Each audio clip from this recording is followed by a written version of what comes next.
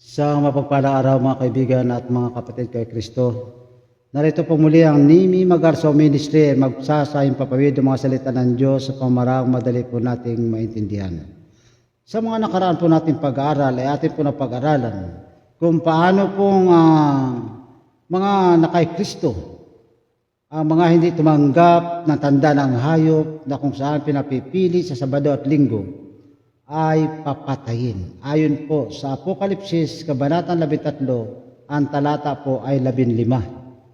Papatayin po sila sapagkat bibigyan po ng kapangyarihan ang hayop upang sila po ay maipapatay lahat. At ayon po sa Mateo 24, ay tayo po iuusigin at papatayin alang-alang po sa pangalan ng ating Panginoong Hesukristo. Kaya sa araw nito ay ating po pag-aaralan, pagpatuloy ng ating tinatalakay. Tayo po muna ay manalangin. Amang banal na makapangyarihan ka po sa lahat, maraming salamat po sa oras na ito, sapagkat pinagkalubo po ang kapayapaan. At naway ang iyong kaluwalhatian siya maghari dito at ang pangalan mo maitaas upang aming matutunan ang katotohanan kung paano kang darating sa sanlibutan ito. Salamat po Diyos sapagkat ang iyong banal na Espiritu ay siyang pinagkaloob sa iyong malit na lingkod, alang-alang po lahat sa banal na pangalan ng aming tagapagligtas na si Jesus. Pagdating ng mga araw na yon mga kaibigan at mga kapatid, isipin ninyo na ang isang malalim na gabi, walang araw, walang buwan, walang bituin. Sapagkat pagka binuhos na po ang 7 huling salot, yung mga banal na hindi kasama sa 144,000 ay bibigyan na po ng Panginoon ng proteksyon. Sila po ay pansamantalang matutulog upang hindi na po maranasan nila ang hirap sa pagbuhos ng 7 huling salot. Ang mga kararas po nito na matinding kapigatan ito ay ang nakatayong walang dungis, walang bayad na kasalanan, ang 144,000. Tahimik ang buong sanlibutan upang parang humihinga ang mundo sa huling sandali. Ang mga tao ay abala pa rin. Ang ilan ay natutulog sa kasalanan. Ang ilan ay nagdiriwang. Ang ilan ay nanunuya sa pangako ng pagdating ng Panginoon. Sa pagdating po ng Panginoon, madadatnan po niyang ang ibang mga makasalanan ay buhay. Ang iba naman pong mga kasalanan ay tulog din, kagaya po ng mga banal. Kaya mga banal, ang ibang mga banal tulog din at mayroong dadatnang buhay. No? Ayan. Ang pangako ng Panginoon na siya ay darating. Ngunit bigla sa kalayuan ng langit, dito po, yung mga tao po, sa kabila ng kanilang mga ginagawang pagkakasala, na mas pinaigting pa nila ang kanilang mga kasalanan, sapagkat, ang sabi po, ang mga makasalanan ay magpapakasala pa at ang matuwid ay magpapakatuwid pa. Ngunit sa kalayuan, sa dilim ng gabi, may isang munting liwanag. Hindi ito kidlat, hindi ito isang bituin. Ito ay dahan-dahang lumiliwanag, palaki ng palaki hanggang sa ang buong langit ay magsimulang manginig sa liwanag ng kaluwalhatian ng Diyos. Ito ang sandali na matagal nang hinihintay ng bayan ng Diyos. Ito ang ikalawang pagdating ng ating Panginoong Hesukristo. Sa pagdating po ng Panginoon, ang maliit na liwanag ay tayo na lumalaki. At sa paglaki ng paglaki ay nanginginig na ang langit. Nandun na po ang kulog at kidlat na talagang para pong sumasabog. Palaki ng palaki hanggang sa buong langit ay sinimulang manginig sa liwanag. Ang Diyos, ito ang sandali na matagal nang hinihintay ng bayan ng Diyos. Ito ang ikalawang pagdating ng ating Panginoong Hesukristo. Sa kabila po ng huling salot, ng kadiliman ng gabi, tumahimik po ang buong sanlibutan. At sa gitna ng katahimikan ito, kadiliman, lumitaw ay isang liwanag na parang ginto, palaki ng palaki, paliwanag ng paliwanag. Yan, ito po yung pagdating ni Hesus na makikita ng lahat ng mga tao. Yung pong natitirang buhay na mga makasalanan, makikita po nila. Subalit magkaroon pa ng espesyal na pagkabuhay doon po sa mga taong nagsiulos sa Kanya. Yun po sa mga taong kumutya at dumura sa ating Panginoon. Ano po ang batayan talata? Dito po sa Apokalipsis, Kabanatang 7, Kabanatang 1, talata po ay 7. Narito siya dumarating na may mga alapap at makikita siya ng lahat ng mga mata, pati na yaong sa kaniya'y umulos, pati yung sumibat sa kanyang tagiliran, makikita po ng ang ating Panginoon. Kung matagal na siyang patay, bubuhayin siya, espesyal na pagkabuhay. Siya ang unang mabubuhay doon sa mga makasalanang patay. Opo. Siya po ay magkakaroon ng 3 kamatayan. Namatay na siya ngayon, nasa libingan siya ngayon, bibigyan siya ng pagkabuhay na espesyal para makita lang ang pagdating ng Panginoon upang patunayan na hindi nasisinungaling ang ating Panginoon Kristo na siya ay muling babalik. Sa kaluwalhatian ng Panginoon, siya ay mamamatay. 2 kamatayan niya. At pagkatapos, muli siyang bubuhayin para parusahan. 3 buhay at 3 kamatayan. Buhay siya ngayon, namatay siya sa kung anumang kamatayan, pagtanda man o kung anuman, bubuhayin siya, pangalawang buhay niya, mamamatay siya ulit sa kaluwalhatian ng Diyos, mabubuhay ulit siya ng pangatlong kabuhay, 2 ng kamatayan din na nasa niya, ang 3 kamatayan niya ay sa dagat-dagatang apoy at asobre na nagniningas. Makakaranas po siya ng 3 buhay at 3 kamatayan. Kumbaga sa sentensya sa bilangguan 3 habang buhay. Ayan. Ano po? Narito po, ang sabi po dito, hindi lihim ang kanyang padating, hindi tahimik na parang magnanakaw sa gabi. Hindi ito spiritual lamang, hindi ito para sa ilan lang na makakita. Ito ay literal na makikita na makalangit na kapangyarihan. Makikita nila ang makalangit na kapangyarihan. Mula sa dilim ang liwanag ay dumarating. Dito po sa Mateo, Kabanata 24, ang talata po ay 27. Sapagkat kung paanong ang kidlat ay lumalabas sa silanganan at makikita hanggang sa kanluran, gayon din naman ang pagparito ng anak ng tao. Ang liwanag ay hindi biglaan sa mata ng mananampalataya, kundi dahan-dahang lumalaki hanggang sa hindi na kayang titigan ng mata ng mga makasalanan. Ano po patotoo dito na ating kapatid na si Ellen G. White sa The Great Controversy, pahina 604 po. Sa silangan ay lumitaw ang isang maliit na ulap na may kulay ginto. Ito ang tanda ng anak ng tao. Unti-unti itong lumalaki at nagiging isang dakilang kaluwalhatian.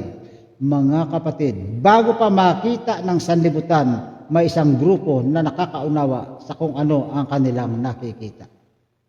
Doon sa maliit palang naliwanag na kulay ginto, palaki ng palaki.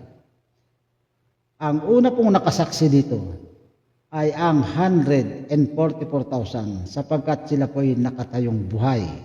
Hindi po ibig sabihin na nakatayo sila sa isang lugar. Pwede pong nasa bilangguan sila pero buhay. Pwede po kung saan sila nagtatago pero buhay. Ayan, nakatayong buhay po sila. Pwede pong sila'y nakakulong pa at pinahihirapan ng pagkakataong iyon. Pero hindi sila namatay sa pag-uusig at dinatnan sila ng Panginoon. Ibig sabihin, kabilang sila sa 144,000. Kapag binuhos ang huling salot, ang 7 huling salot, at ikaw ay makabahagi dito, kapatid ko, kabilang ka sa 144,000. Sapagkat ang mga banal, ang mga tinubos ng dugo ng ating Panginoong Jesucristo, sila'y pansamantalang patutulugin. Kasi wala po silang tatak ng Diyos. Meron po silang tanda ng Diyos. Yan. Ano ang tanda? Sabado, Sabat. Pero yung tatak ng 144,000, pangalan po ng Diyos sa kanila itinatak. Kaya sila po'y tatayong matibay at nahihiwalay sila sa lubhang karamihan. Ayan. Bago pa makita ng salibutan, may isang grupo na nakakaunawa, ang 144,000. Ang unang makakilala ay ang 144,000 na mga buhay. Dito po sa Apokalipsis, Kabanata 14, ang talata po 1 hanggang 5. Ang mga ito ang hindi nangahawa sa mga babae. Ang mga ito ang sumusunod sa kordero saan man siya pumaroon. At sa kanilang bibig ay walang nasumpungang kasinungalingan. Matagal na po natin sinasabi ng tinutukoy pong babae dito ay ang mga iglesia na kumbaga tinatawag na patutot. Sila po nagtuturo ng mga maling aral ng mga kasinungalingan. Binabaliktad ang katotohanan. Ang sinasabing huwag ay pwede. Ang sinasabing alalahanin ay sabihing wala na yan. Ang sinasabing sundin mo ang kanyang mga utos ay nagsasabing wala na yan. Diyan po ang mga taong nagbabaliktad ng katotohanan. Subalit ang 144,000, tumindig po ito sa katotohanan at ipakita niya sa buong sanlibutan na ang kautusan ng Diyos ay kayang sundin hanggang sa wakas. Opo, mga kaibigan at mga kapatid kay Kristo. Yan, sila po yung sinasabi na sumusunod sa ating Panginoon saan man pumaroon. Pumaroon sa sinagoga ang ating Panginoon sa araw ng Sabat, pumaparoon din sila. Sinusunod din nila. Ibig sabihin, sinusundan nila ang bakas ng ating Panginoong Hesukristo. Kaya sinasabi na kung saan man siya naroon, ay naroon din sila. Ang buhay sa pagdating ni Kristo ay may tatak ng Diyos. Dito po sa Apokalipsis, Kabanatang 7, ang talata po 2 hanggang 4. Walang daya sa bibig na dumaan sa panahon ng kapighatian. Yan po, ang sabi po ng Apokalipsis, Kabanatang 7. Meron silang tatak ng Diyos. Ang Sabat po ay magiging tanda sa inyo at sa akin hanggang sa bagong langit at bagong lupa. Ayan. Kaya meron pong pagkakaiba. Yaon pong tatak sa tanda. Ayan. Ang tanda ay pwedeng halimbawa sa mga manok, pinuputula ka ng daliri, tanda ko yan sa iyo. Pero yung tatak, sa kaisipan talaga po yun, nakatatak sa ating isip at sa puso. Ngayon, anong patotoo dito ng ating kapatid na sa Ellen G. White? Dito po sa Early Writings, pahina 285, ang 144,000, ang 144,000 ay ang mga banal na dinatnan na buhay na nabago sa isang sandali, sa isang kisap mata. Sila ang unang tumingala, hindi sa takot, kundi sa tagumpay. At sinasabi, dito po sa Isayas, Kabanatang 25, talata 9, narito, ito ang ating Diyos, ang matagal nating hinihintay. Ayan. Kaya sila po tinatawag na unang bunga. Sila po ang unang makakakita at unang masisilayan. At pagkatapos ng mga bagay na ito, ano ang mangyayari? Tatawagin ang mga natutulog na mga banal. Dito po sa unang Tesalonica, Kabanatang 4, ang talata 16, sapagkat ang Panginoon din ang bababang mula sa langit, may isang sigaw at ang mga patay kay Kristo ay unang mga bubuhay na maguli. Hindi kaluluwa ang bumababa, hindi espiritu ang bumabangon, kundi ang mga natutulog sa alabok ng lupa ay tinatawag sa kanilang mga pangalan. Ayan. Kaya sila po'y nagsibangon. Sa pagtunog ng trompita, sa pagkulog at pagkidlat at lindol na ngabuksan ang mga libingan. At maraming mga banal ang nagsibangon. May isang sigaw matinig ng arkanghel at ang mga patay kay Kristo ay unang mabubuhay na mag-uli. Ayan. Dito po sa Juan, Kabanatang 5, talata 28 hanggang 29, darating ang oras na ang lahat ng nasa libingan ay makakarinig ng kanyang tinig. Ang tinig na lumalang noon ay siya ring tinig na bubuhay muli ngayon. Ayan. Kaya walang iba ito kundi ang ating Panginoong Hesukristo. Napakaganda mga kaibigan at mga kapatid kay Kristo ang ating pinag-aaralan. Ito ang huling pag-asa natin, ang pagdating ng ating Panginoong Hesukristo na tayo ay bubuhayin mula sa libingan. Ang 144,000 po ay hindi nasumpungan ng anumang daya. Perpekto po sila. Walang kasinungalingan nakita sa kanila. Kundi sila po'y banal na nasumpungan. Kaya sila po'y nakatayong buhay. Ayan. Ngayon, ito pong lubhang karamihan na pansamantalang pinatulog ng Panginoon, hindi po ito mga perpekto. Hindi po. Pero ang puso't isip nila ay nais nilang magpakabanal. Opo. Sa sunod po natin, pag-aralan po natin ang pag-amin mismo ni Sister Ellen G. White na siyang propetisa natin na siya ay hindi rin perpekto. Ngunit, ang mga hindi perpektong ito, may mga batik pa ang kanilang mga damit, ay lalabhan po ito at papuputiin ng dugo ng kordero. Ayan. Samantalang 144,000, hindi na po yan lalabhan. Sila po'y babaguhin sa isang kisap mata mula sa katawang mirong kamatayan patungo sa katawang walang kamatayan. Tayo namang nangatutulog sa ating pagbangon, babaguhin din tayo sa isang kisap mata. Ang may kapansanan ay mawala ng kapansanan, ang lumpo ay tatalong parang usa. At ang ating katawang may kamatayan ay papalitan din ng katawang walang kamatayan. At ang ating kasalanan bago tayo natulog ay mayroon pa pong hindi perfecto, may batik pa, hindi natin na perfect, ay lalaban ito at papuputiin sa dugo ng kordero. Ganyan po kaliwanag ang ating pag-aaral. Ayan. At doon naman sa mga makasalanan, ano ang mangyayari sa kanila? Dito po kasi sa Juan, Kabanata 5, talata 28 hanggang 29, darating ang oras na ang lahat na nasa libingan ay makakarinig ng tinig ng Panginoon na lumalang, na siya ring lumalang noon at siya ring bubuhay ngayon. Ano ngayon ang mangyari sa mga makasalanan? Dito pa sa ikalawang Tesalonika, Kabanata 2, talata 8, na siyang papatayin ng Panginoon sa espiritu ng kanyang bibig at lilipulin sa pamagitan ng pagpapakahayag ng kanyang pagdating. Opo. Yun pong iba ay papatayin ng espiritu ng Panginoon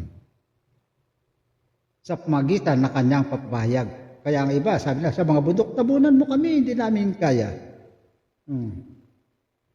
Anong tawa? Ang sabi dito sa Apokalipsis, Kabanatang 6, talata 15 hanggang 17. At sinabi nila sa mga bundok at sa mga bato, mahulog kayo sa amin sapagkat dumating ang dakilang araw ng kanyang galit. Natakot na sila sapagkat umuuga na, umiindayog na ang sanlibutan. Ang mga bato ay nagtitilamsika na kung saan sana na tumatapon na sa mga dagat. At gusto nilang takpan sila.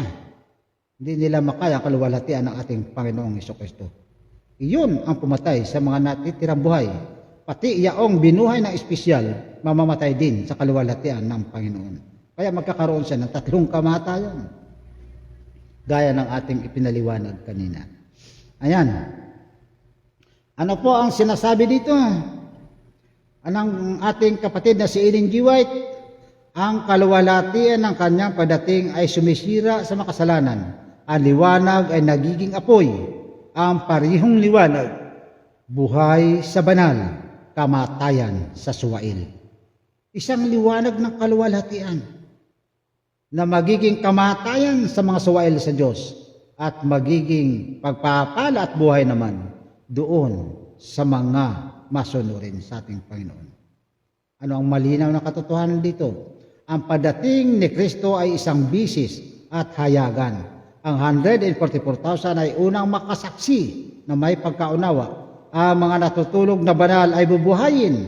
Ang mga makasalanang buhay ay mapupuksa. Walang ikalawang pagkakataon. Walang lihim na pag-akyat. Opo, mga kaibigan at mga kapatid kay Kristo. Mga kapatid, kung dumating si Jesus ngayon, ikaw ba ay titingala na may galak o magtatago sa takot? Yan po ang isang napakagandang tanong sa atin ngayon. Pag dumating ang ating Panginoong Hesukristo ngayon, ikaw ba ay magtatago sa mga bato? Sabihin mong takpan ka? O ikaw ay matutuwa at uunat ng iyong mga kamay at nakatingala ang iyong mga mata, ito ang aming Panginoong Diyos na matagal na naming hinihintay. Ayon sa Isayas, Kabanatang 25, ang talata po ay 9. Dito po sa Amos, Kabanatang 4, talatang 12, ihanda mo ang iyong sarili upang salubungin ang iyong Diyos. Hindi sapat ang relihiyon lamang, hindi sapat ang pangalan sa talaan. Opo. Sabihin mo, iglesia ako ni Kristo, iglesia ako ng Diyos, saksi ako ni Jehovah. Ako ang dating daan. Hindi po sapat iyan, kundi ang sapat ay kung ikaw ay tapat sa lahat na itinagubilin ng ating Panginoong Hesukristo. Ang tanong ay, may tatak ka ba ng Diyos? Kung ikaw ay may tatak ng Diyos, mapapabilang ka sa 144,000. O kaya ikaw naman ay malinis ba ang kasuotan ng iyong pagkatao at nilinis ka ng dugo ng ating Panginoong Hesukristo? Mga kapatid, manatili ka sa katotohanan, iwasan ang daya ng sanlibutan, pag-aralan ang salita ng Diyos, mabuhay sa kabanalan araw-araw.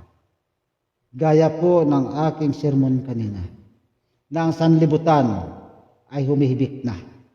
Ang kalikasan ay naghihinaing na dahil sa kasalanan ng tao. Ang mga hayop ay nagpapatayan, hindi lamang po tao.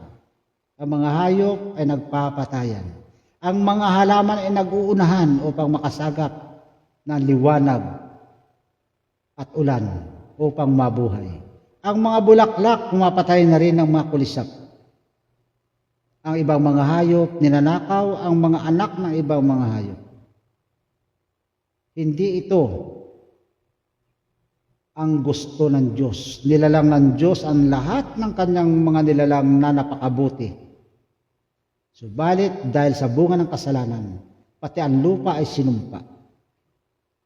Ang itutubo ay tinik at dawag. Ang mga hayop ay pumapatay ng tao, at ang tao ay pumapatay ng hayop. Ang hangin ay pumapatay ng tao. Ang ulan ay maraming pinatay na tao. Ang lupa ay maraming natabunan at napatay na tao. Ang kulog at kidlat maraming pinatay ng tao. Ang lamig, hindi lang dito sa atin, sa ibang bansa, pumapatay ng tao. Ang mga punong kahoy pumapatay ng tao, natutulog. Biglang tutumbahan ka ang bahay mo ng kahoy, patay kayo lahat. Ito po ay bunga ng kasalanan ng tao. Hindi po ito panukala ng Diyos sa paglalang. Dahil nakita ng Diyos na ang lahat ng kanyang nilalang ay napakabuti. Subalit dahil sa kasalanan ng tao, nangyari lahat ito. Ang mga bulaklak, sa pagdapo sa isang halaman na kumagkaminsan sa kanyang pagdapo, mayroong bulaklak na tumitikom at kinakain ang isang kulisap. Nagmamahalan dati. Ang bulaklak nagbibigay ng magandang samyo. Ang hangin dumadampi ng banayan. Ang mga halaman ay nagbibigay ng magandang kulay. Ang punong kahoy ay nagiging silungan ng iba't ibang uri ng mga hayop. Naging silungan din ng mga tao. Sila ang nagiging proteksyon. Subalit sa huling kapanahonan ito, ang kagubatan ay nagiging mapanganib. Ang kapatagan ay nagiging mapanganib. Ang karagatan ay nagiging mapanganib. Ang tubig na nagbibigay ng buhay ay nagiging mapanganib. Ito ay bunga ng kasalanan dahil sa tinanggap natin ang isang kasalanang hindi pinanukala ng Panginoon Diyos. Tandaan po natin na isang maliit na kasalanan, isang pagkagat lang ng isang prutas ng bungang kahoy ng pagkakilala ng mabuti at masama, nahulog sa pagkakasala ang buong sanlibutan. At ito na nga ang dinadanas natin ngayon, ang kahirapan. Ang katugunan lamang nito ay ang pagbabalik ng ating Panginoon Jesucristo upang tayo hanguin sa sanlibutan ito, na itong sanlibutan itong sinumpa ay pupugnawin sa matinding init ng apoy. Opo, mga kaibigan at mga kapatid kay Kristo. Ang panawagan sa atin ngayon, tayo manumbalik sa Panginoon Sapagkat ang sabi po ng Apokalipsis, Kabanatang 22, ang talata po 11 hanggang 12, at narito ako'y madaling pumaparito, at ang aking gantimpala ay nasa akin. Kapatid ko, huwag tayong bumitaw sa ating Panginoon Kristo. Ano man ang mangyari, sa mamatay o sa mabuhay, tayo kay Kristo. Pansamantalang mabubuhay tayo kung tatanggapin natin ang kasalanan, subalit pagdating ng Panginoon, papatayin din tayo. Kung ika'y takat, mamamatay ka rin, subalit may pangako ang Diyos. Ang kanyang gantimpala ay dala niya at bibigyan ka ng putong ng buhay. Alam ko kapatid ko na hindi natin makaya sa ating sarili. Kailangan natin ang tulong ng Panginoon. Kinakailangan manalangin tayo ng ganito. Sabayan mo ako kapatid ko. Ama naming nasa langit, salamat sa malinaw na pangako ng muling pagdating ng iyong anak. Linisin mo kami sa lahat ng kasalanan. Ihanda mo kaming lumayo sa araw na iyon. Isama mo kami sa bilang ng mga tatayo na buhay na nagsasabing ito ang aming Diyos. Tatakan mo kami ng iyong Espiritu. Iligtas mo kami hindi lamang sa kapahamakan, kundi sa kasalanan. Ang lahat na ito ay aming inihiling, alang-alang po sa banal na pangalan ng aming tagapagligtas na si Jesus. Mga kaibigan at mga kapatid kay Kristo, o sumabay ka sa panalangin ito, guminhawa nawa ang iyong pakiramdam at spiritual na buhay. At kung nagustuhan mo ang video ito, i-share mo na lamang ito sa iba upang sila man ay makinabang, upang sila man ay makapaghanda upang salubungin ang pagdating ng ating Panginoong Jesucristo. Sapagkat narito ang Panginoon dumarating sa mga lapaap. At ang mga nakay Kristo ay unang mga bubuhay upang magmana ng buhay na walang hanggan. Ito ang aking dalangin, alang-alang po lahat sa banal na pangalan ng ating tagapagligtas na si Jesus. Amen.